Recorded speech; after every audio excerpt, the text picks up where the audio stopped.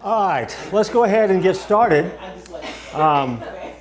Tonight is the last night of this 4-week series. Is Jesus a Democrat, an Independent, or Republican? We answered that the first week. In the first couple minutes, the answer is yes. I said to you that he is, in that moment, whatever you make him, you take him into the voting booth with you. We went back again to the book of John. You'll know the truth will set you free.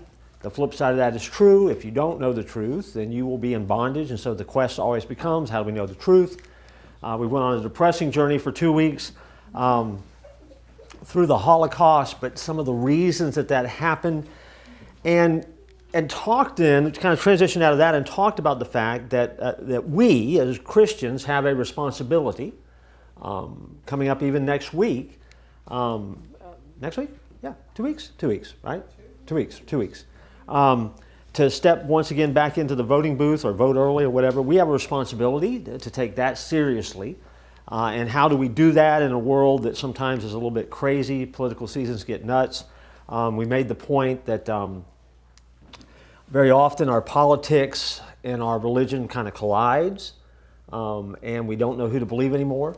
And I suggested to you that the low bar that we ought to expect from our politicians is the truth. And we ought to learn to look for that if we can.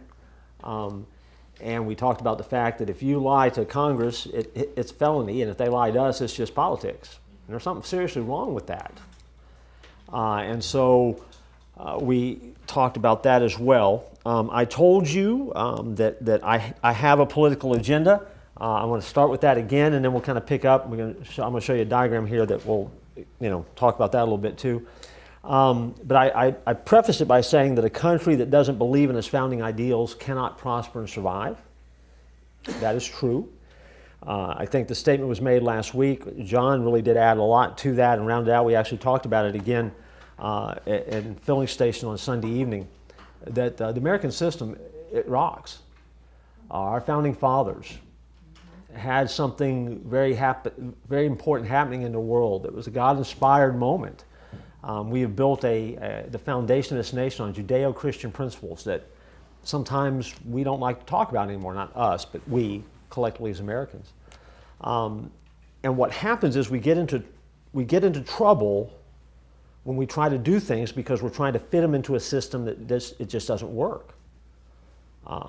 You've got to have that Judeo-Christian foundation for truth to work.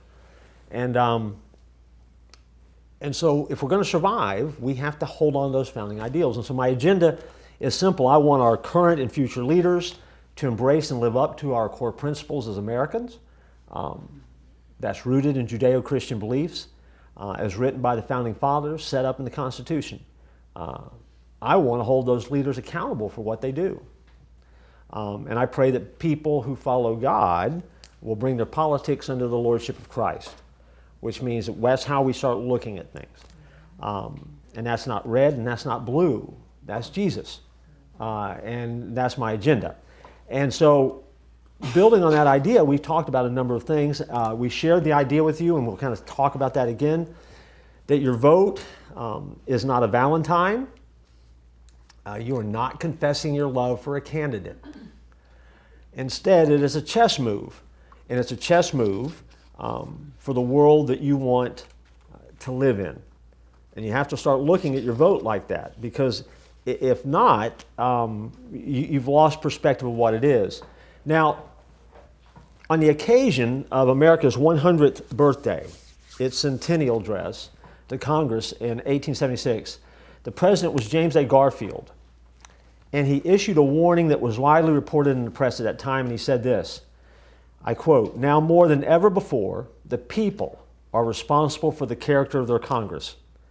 If that body is ignorant, reckless, and corrupt, it's because the people tolerate ignorance, recklessness, and corruption. If it be intelligent, brave, and pure, it is because the people demand these high qualities to represent them in their national legislature." Then he added, if 100 years from now, at the next centennial, if the next centennial does not find us a great nation, it will be because those who represent the enterprise, the culture, and the morality of the nation do not aid in controlling the political forces. In other words, we get what we vote for. We get what we expect. And so, if you look at Congress and go, Congress is nuts. Well, we elected them nuts. And there are nuts. And we have some responsibility for it. And so that's why the power of the vote matters. That's why understanding it matters. And that's why what we're doing, at least this discussion, has some importance. Now, I told you we're going to get some issues tonight. We are. My goal tonight, as we talk about issues, is not to tell you how to vote. I'm not going to tell you who to vote for. I'm going to throw out some things that for you to think about. And you know what? It's okay if you disagree with those things or thoughts. As long as you bring those under the lordship of Christ and you get your faith where it needs to be in that, I mean, you can settle that with God. And I'm just going to throw out some ideas, thoughts. Don't you just love it when no one has to have the answers? They're just throwing out ideas, right? And so that's how I get off the hook tonight. But I want to show you something that might or might not help you. It could screw you up worse than you might already be screwed up. But if it's helpful, it's a win. And it's this little diagram here. I know you guys already looked at it a couple times wondering what the heck is going on with that. And so let me kind of explain it to you. That line in the middle is a cultural continuum. Okay, this line right here represents our culture. We are living in what a lot of people consider a postmodern culture today. But this line represents our culture. So let me give you some kind of definitions, and then what I'm going to do with it is explain it, and then I'm going to put some of our past presidents or politicians into this diagram to give you an idea of where people fit, okay? At the top, we have what is modern culture, or you might want to say modernism. And understand the cultural continuum rises and falls, okay? There's always a constant tug and pull on it. But modernism favors a world of rationalism, scientific inquiry, and discovery. That happens about here. But the more we pursue those things, and the more important those things become, we also then, in a modern culture, begin to reject religious beliefs and private beliefs, and we sacrifice those on the altar of advancement and progress. So in other words, at this end of the, when you start in the center, if you start in the center, the advancement, the breakthroughs are all important, but then at some point they become more important than the belief system that you're leaving behind, okay? Because this line represents your belief system, all right? That's modern culture. Postmodernism pulls it in the other direction. Postmodernism begins to reject the claims that history, the past, or progress. It begins to think that those things don't have as much meaning, that those aren't valuable lessons for our future, that those are things that are things of the past, but they have no value in the present. We don't need to learn from them, and therefore we don't need to hold tight to them. That is postmodern culture. It begins to let loose of these things. Now, here's the irony of that, though. For a postmodern culture, they still want to hold on to all of the advancements that the modern culture's made. They don't want to give that up. But what it is, it's a pull away from the value of what it took to get there. Don't believe me? We live in a world right now, we don't have a kid that's born that doesn't understand, or doesn't, once he gets old enough, doesn't understand what high-speed internet is. They've done nothing to earn that. They just know if they can't hold their tablet and see whatever they want to see, their life stinks. They don't know what it's like to walk around and not have a cell phone. They don't remember the cell phones, the old Ericsson phones that looked about this big, that looked like bricks, right?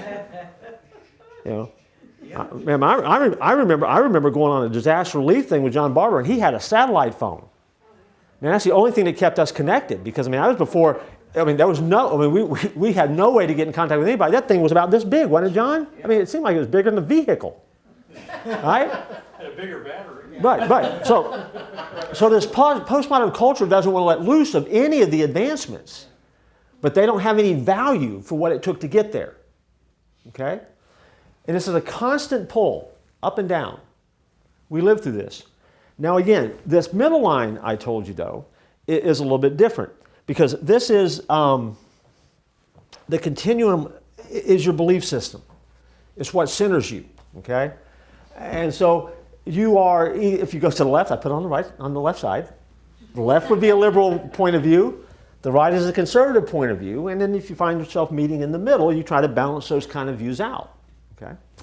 Now, this diagram actually comes from political science, is where it comes from. So what I'm doing is I'm putting a spiritual filter on it to help us a little bit. Because when you then break it into quadrants, right, if you take the modern liberal quadrant, the theme here is progress. The idea is you can change the world. People in this quadrant, that's how they live their life. If you get to this side, the modernism and conservative side, it's responsibility. Pick yourself up by your bootstraps. Take responsibility for yourself. That's what the belief system is here. Liberal postmodern is equality. If there's no justice, there will be no peace. It will be fair. It will be fair for us. That's what happens in this quadrant here. In this quadrant over here, it's conservative, postmodern, security. My gut tells me what's true. I know what's right. I'm all about security. That's the driving force. And what happens is that depending on who you are and depending on what age you live in, there are times that this wave begins to go up and down. Again, it starts pulling away from your personal belief system. It starts getting away from you at some point, and you have to react to that. Culture is always reacting. Okay? And you say, well, what does that have to do with us?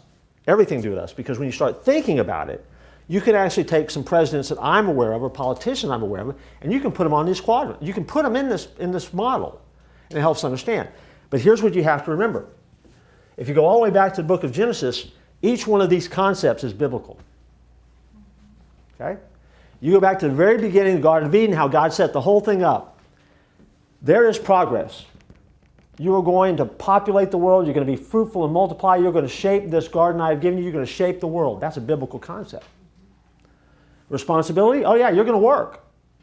You're going to work and you're going to tend the garden and you're going to take responsibility and you have some responsibility. Matter of fact, stay away from that tree. Because you have a choice in this thing. You have responsibility, a biblical concept.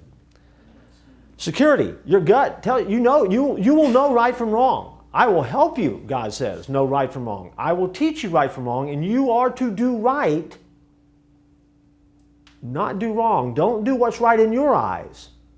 Do what's right in my eyes. You will know this. It will be this is who you are at your core of your being. You know. And you can be secure in me. It's a promise from God. And then equality.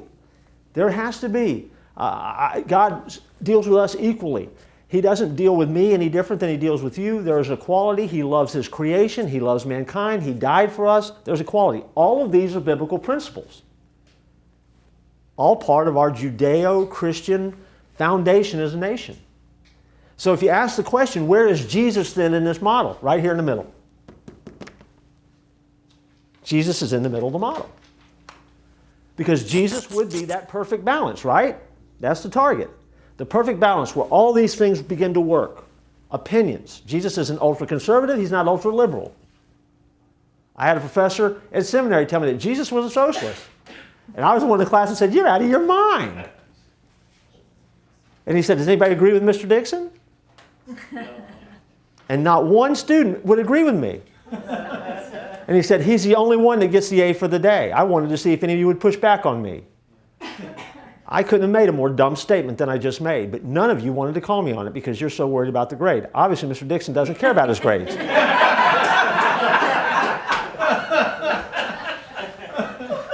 why you take out the trash. And that's so true. But again, so Jesus is the middle, right? So for us as followers, my suggestion is that we have to be like Christ. So we, in some sense, are always looking for the middle, where the balance of these kind of things. Think about the politicians that you've heard of. Think about, I'll give you some I know in my lifetime. I think back to the responsibility thing. This was characterized by Ronald Reagan. Okay? Spell it right? Reagan. Mr. Gorbachev, tear down that wall. Take responsibility, tear down that dumb wall. You know, we're going to be a city on a hill. It is that American, Reagan kind of came in and restored that American, we are American and we're proud. It's only in a Reagan era that you get a character in the movies like John Rambo and he becomes a hero. right? That's where that's why that's where Stallone made it, right? I mean, that's where Rambo emerges from. Rambo takes on the world because the Americans are the best, and we're responsible for everybody else. That's Reagan. But as we moved away from Reagan, there was another president that comes into the mix. Bill Clinton, the boy from Hope, Arkansas, from a little place called Hope. But the idea was progress, right? Change the world. I mean, that was part of that. You know, I'm a Bubba. I'm from Arkansas. You know, I'm just a good old boy, but I'm different. I've got that Midwestern roots kind of thing going on, and I'm going to be different. And he came in, and that was that message that Clinton seemed to share. And so, in my lifetime, you know, Reagan is at in one quadrant. Clinton then becomes the other part of the quadrant.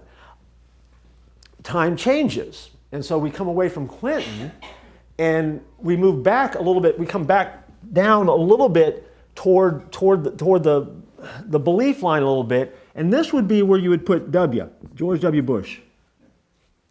Because think about what happened. 9/11 happened. Because if you remember back in politics, and you really enjoyed politics back in the day, Bush took a beating for the fact that he said, "We are not the world's policeman. My job is not to take care of the world. I don't want us involved in other things across the world. We're going to get everybody home. It's not our job. It's about America first." He was trying to be Reagan-esque. Except an event happened right about a year into his presidency, September 11th. And he became a wartime president overnight and was unprepared to do it. And I mean, history will be kind to him because he stepped up. He had to go into an uncharted territory to fight a war that no one knew how to fight because we never had to fight a war like that before. And we've been battling ever since. And it was a war on terror, and we'd never seen anything like that. But he comes back then pushing responsibility, but at the same time, he started to move down that security quadrant, right? Because security became everybody's main concern. We were all concerned about our security. We were all concerned about what was going to happen next. We didn't know if another building was going to fall. We didn't know if we were going to be at war on the homeland. And so Bush had to navigate that. But he brought us back a little bit from the quadrant and kind of got us kind of in the middle here. Come away from Bush, and there's another president that comes along. Barack Obama. Obama moves back to the left a little bit because, again, we didn't get attacked again. We felt safer again. We kind of lost a little bit of that edge. We didn't feel like we were always tensed up and ready to fight. And so Obama comes along again with the message of hope and change, right? We're going to change the world, but yet his policies a little bit to the left because he's a community organizer, right? He's got a little bit more of the social justice thing, a lot more of the social justice thing coming on. That's his background. That's where he's coming from. So he pulls us back to this way again. Trying to be centrist, but pulling us back down this way. Not like the Clintons. He wasn't like the Clintons. But very much pulling back to the center. And so now we enter this era, and so we enter this political season that we're in. And so who would you imagine is down here in this era? What politician would you put down here? Bernie Sanders, yeah. Sanders is the guy. This is the Bernie Sanders quadrant now. It's down. Again, we don't need history. This is the cancel culture. It's going to be fair. It's going to be socialistic. We don't need any of this. This doesn't matter anymore. It's all about fairness, fairness, fairness, fairness, and it doesn't matter what it costs. And so he's down here in this comment. So the question is, and this is the debate right now in our political culture, though, is, everybody's wondering, and it's still kind of a mystery, by the way. I mean, you can form your own opinions of it. But people try to figure out, where the heck is Biden at now? Because at one point, you would have put Biden here because why? He was on the ticket. But now Biden at 74, no one seems to be sure who's running the show. And we don't know. We haven't seen him for a week. So no one knows whether it's the Sanders poll that's going to pull him down here, or whether he's really going to pull back up here to this end of the spectrum. And he's not answering that question. And so, as you're listening, yeah? So do you think the culture of the time shaped these people, or do you think these people shape the culture? Yes. I think they're products of their culture. Yeah, I don't mean to... I don't No. know. pick on, Oh, you're not picking on it because this is but right. the guy you just talked about. He's been in every one of those quadrants. I've lived Sure he for has, a long sure he time. I think- He's squarely been in every one of those, and I sit there and I go, What's his deal? Yeah. so, but, I mean, to be fair, Bush, I mean. Sure, he got- pulled back to here. He got pushed He did. into that, so sometimes events or the times shape it, but other times, because it's kind of interesting, because we're all trying to be godly, but only God knows what the future is going to be and what we're going to need at that point. Sure. And so, but Sanders and Biden may be. Yeah. And then this one here, guess who goes here? Ross Perot. Bro,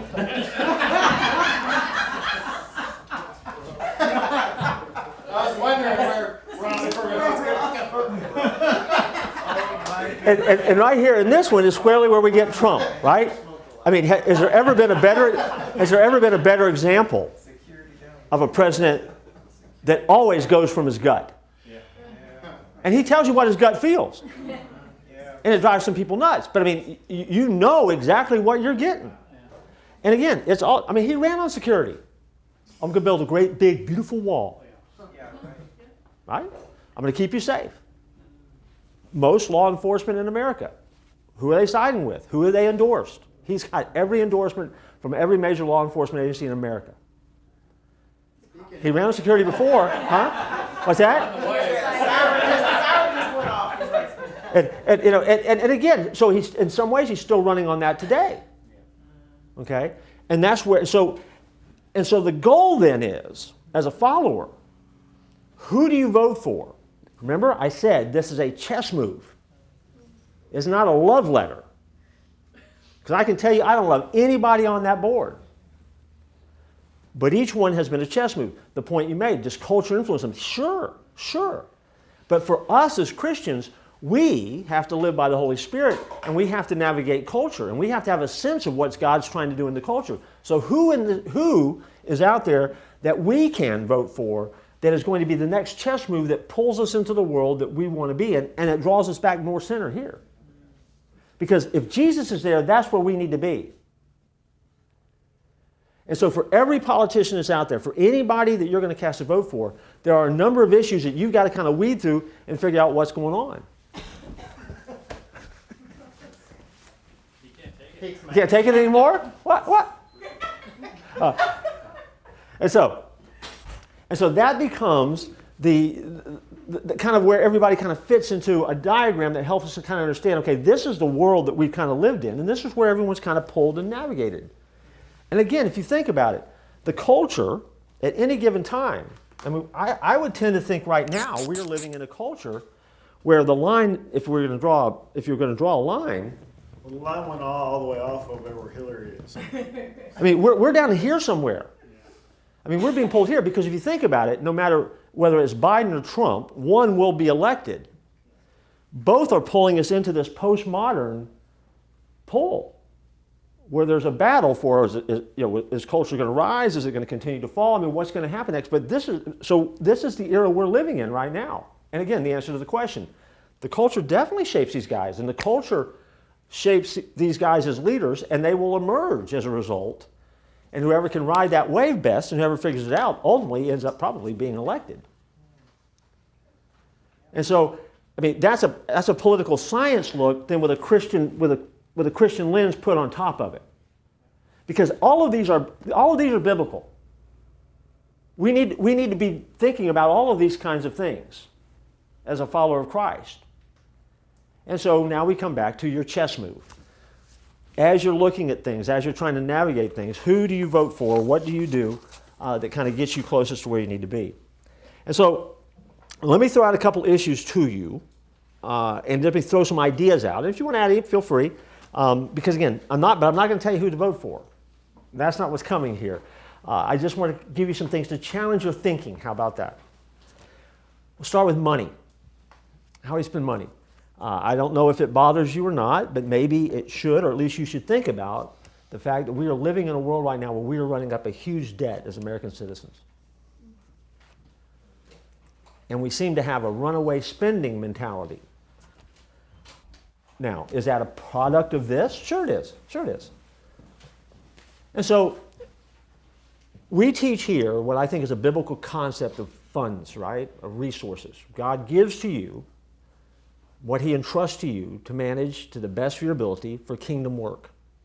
And so the question that you have, or the question you can wrestle with is, which candidate is out there that is going to divert your money toward ungodly things or godly things?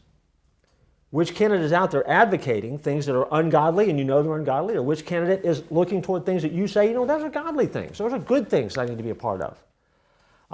Which candidate will allow you to use the resources that God gives you to advance the causes of the king? In other words, which candidate is going to give you the opportunity to better use your resources and manage them in a way that's going to honor God? Is there a candidate out there that puts their money where their mouth is and really does step up and live what they tell you you need to live? Do they have a lifestyle that you can tell where they are willing to help the poor, help the addicted, help the down and out? Does it take some digging? Sure it does. And so what does it mean? Well, it means that right now there is a battle that's waging between socialism and capitalism. And somewhere in the middle of that is where we find our common ground. Because yes, we are responsible for trying to do our best to take care of those that have needs. No doubt about it. What is the best way to get there, and what is the best roadmap to get there? Who has the best plan? Because when we're running up debts, they're spending your money or your children's money or your grandchildren's money. And if we're going to make the world a better place, we've got to find a candidate that gets us kind of in the middle where we can accomplish all those things, because it's possible. Because that's how God has set it up. And so vote for people who will protect that system that allows you the freedom to direct your money to the kingdom causes that you're called to participate in. Now, does that mean we're talking about taxes? Yes. Does that mean we're talking about spending? Yes. Does that mean we're talking about bailouts? Yes. Does it mean we're talking about not bailing out? Yeah. I mean, we're talking about all of those things.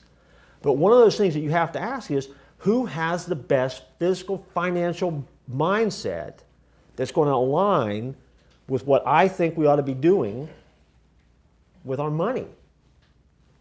Are you going to find anybody that's going to hit your idea? Probably not. So what chess move are you going to make that puts a candidate in place that best aligns with what it is you're supposed to do? Okay? That's money. That's an issue. Guns is an issue. Second Amendment, always going to be talked about. You're going to hear about it. You'll hear about it. You'll probably hear about the debate tomorrow night if you get to listen. Of course, I know if you're working at Face of Fear, you'll be here, so we'll try to get you out in time for the debate, but we'll be here. But guns. But please understand that one of the things that happens, I don't care where you are with guns. To be honest with you, I don't care where you are with guns. That doesn't matter to me at all. But let's be honest about guns. Guns don't kill people. The one who's holding the gun kills people. The gun issue is inherently, at the root of it, an issue that has to do with evil. Okay? You can debate it. You can legislate it. There is one answer to evil, and that is the love of God. But a gun has never killed anybody. Now, I know that someone's going to hear this, and they're going to write me, and they're going to go, but it's the instrument of the person, and no, it's the evil person holding it. So the problem that you've got to deal with is there's a hard issue out there. There is an evil that is very alive and well in the world that we're living in, and it is battling and it is trying to pull us up and down that cultural line. And that is a battle that we are waging all the time. Our founding fathers in the Constitution put that in there, and that is something that they valued. Now let's go back to our founding fathers. What did they do? Did they understand the importance of it? Did they put it in? You can hear people debate about it. But here's the deal. If you don't like it and you don't think people ought to have guns, then change the Constitution. But until someone does, you don't undercut the Constitution for the reasons that we talked about earlier that the founders put into place. And if you don't like that, then you go and you grab somebody and you vote for somebody that wants to change it and blow it up. And if you do like that, then you look for someone that's going to defend that. But understand at the end of the day, the issue is evil, not gun laws. Because, I mean, I know you hate to hear this because I know it does sound like a talking point. It's not a talking point. Bad guys will still get guns. They always have. They always will. And they will. And if they don't find a gun, they'll find something else to use. But it is one of those problems where the real issue is evil. And so there is a tendency for mainstream media and politicians to blame guns for the increasing levels of violence in America. The real problem is hate in the human heart. Well, they can't admit evil. Huh? They can't admit. No, you can't admit it's evil. Can't admit it's evil. But the real problem is hate in the human heart. So for us as followers, we are constantly on this mission to touch and change the world with the love of Christ. So we constantly have to address the hate in hearts and meet that with the love of Jesus. And can you do that while you preserve your right to bear arms? Of course you can. Of course you can. But you have to find a candidate then that has some kind of hold or grasp on what really is the issue and what really is to do, because there are some social problems that need to be addressed. There is no doubt about it, and that certainly is related to gun violence. But still, at the core of it is there is an evil that is at work in our culture today, and evil in the human heart is a problem. Gun is just a delivery system. If you think you can take away that delivery system, I don't believe you can. But if you believe it, that's right. Fight for it. Find a candidate that will do it. And there's people out there that have very strong opinions on this. Somewhere in the middle of it, we have to find kingdom-based solutions that keep our country from ripping at the seams. And this is where the followers of Christ have to step up and have a voice. If we don't, we're going to leave it to the 535 that we elect and let them be the agents of change. But I got news for you. From what I've seen lately, they're not real, they're not real good. I mean, not real impressive. But guns definitely is an issue. Are there other issues? Sure there are. How about the environment? That's actually one of the topics of the debate tomorrow. I've told you this before in another study, so you can always go back and listen to that if you want. Let me give you a couple of references and go look at them later because we're going to run out of time. 2 Peter 3, 10 through 13 gives you what is global warming in a biblical sense. Revelation 22, 1 through 5 talks about the new heaven and new earth. Here's the deal. God is not going to let planet Earth be destroyed or destroy itself. But when we hit into the end times, there is a biblical description that when you read it, it sounds scary. It is global warming on steroids, but it's part of that final battle. And then a new heaven and a new earth is made, which means this one is not going to be destroyed. It's just going to be remade. And we will live here together through eternity. So if you're a follower, you don't have to worry about global warming. Now, does it mean we have to take responsibility and take care of the environment? Yes. But you cannot fall into the trap of worshiping the creation instead of worshiping the Creator. And so when you're looking for a candidate, what candidate has an idea of how to use successfully the resources that God has given us with a mindfulness of the fact that there are generations yet to come, and be a good caretaker without worshiping it. And there's a balance to that. And that's the environment in a nutshell. Are there other issues? Sure.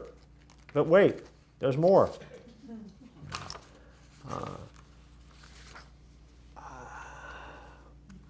Abortion. It's an issue. And here we go again. It's one of those things where when you read Matthew 18, 3 through 5, and Jesus talks about welcoming a child, you welcome me. There is something very special about that passage that reminds us of the value that God places on kids. If you go back to Jeremiah 1:5, it talks about the fact that God knows us and He has known us and He's knit us together from before we were born, while we were still in the womb. And I know we had a talk about the Holocaust and how you exterminate people. And so the issue you got to get to is, do you as a follower believe that an unborn child is people?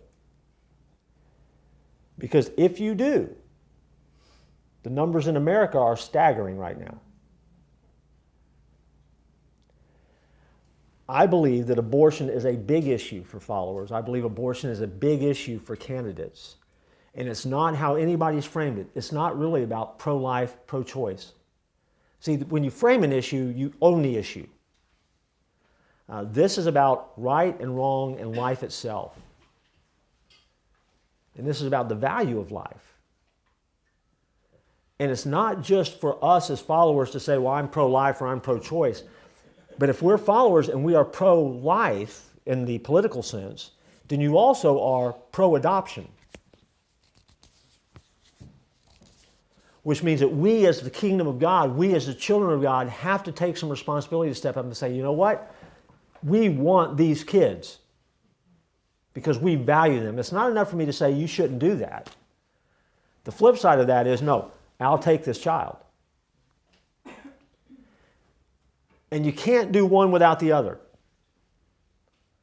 And that's where the Christian community lost the issue, by the way. We said what we were against, but it took us a long time to start saying what we were for. And so you can't really be against abortion if you're not incredibly all in on adoption. And it doesn't mean you have to adopt a child, but it does mean that you have to be an advocate for finding and helping make that happen and greasing the tracks. And where better for these kids to end up as the people of God in the church?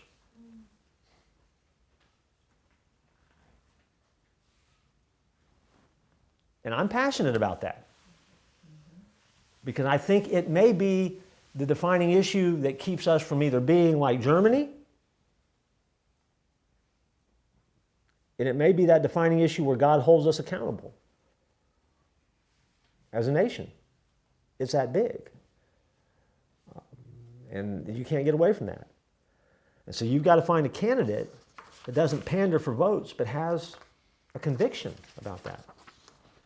Israel, oh man, we're out of time. Israel is certainly an issue. The Bible's clear.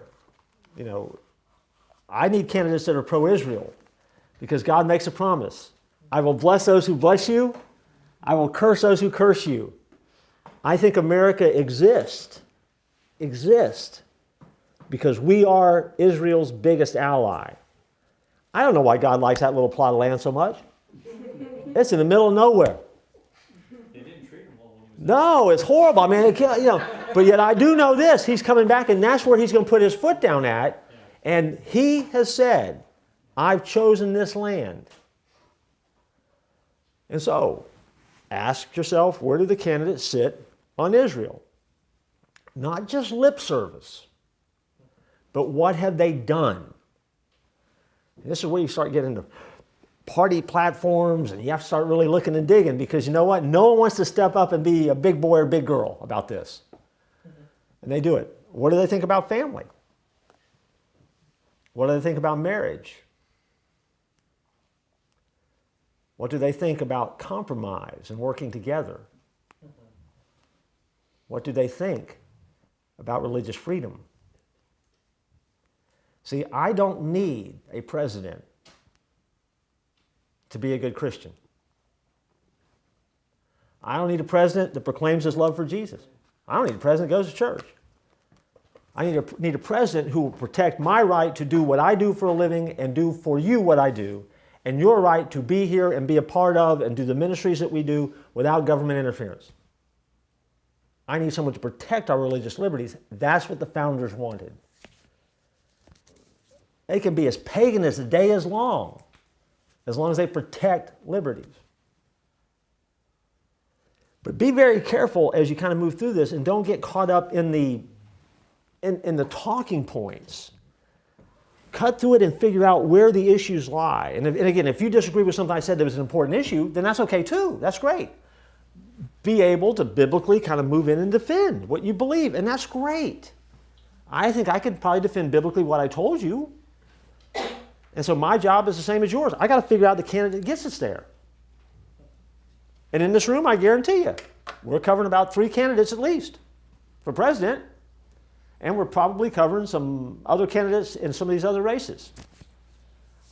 When it's all said and done, don't panic. God's still got this. And it's going to be okay, no matter what. Remember what we said. We can survive a bad politician. What we can't survive is a group of people that are willing to be led by fools. Let's pray. God, we thank you that you love us. We thank you that you give us the opportunity to live in this place. It's an amazing place. And we thank you for the freedoms that we have. Help us to be responsible. Help us to just pray through who it is we're supposed to vote for, and help us to cast our vote and find that place that we can most align with you and who you are and what you created us to be. We pray in Jesus' name. Amen.